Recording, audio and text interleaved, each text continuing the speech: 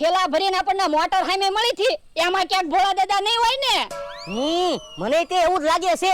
આપણી મોટરમાંથી થેલો પડી ગયો તો અને એની મોટરમાંથી થેલો પડી ગયો હશે. થેલા બદલાઈ ગયેલા છે. તો ઈ મોટર તો થેલા લઈને ક્યાં ગઈ છે?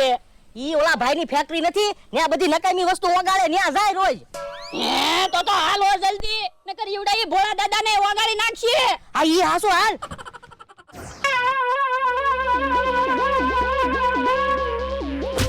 ઉભા રહો કે હા કાકા, હવે ધોકો નહીં મારતા. તો એવો ગુંદર પાકું કામ ખવરાયો? કેમ ગુંદર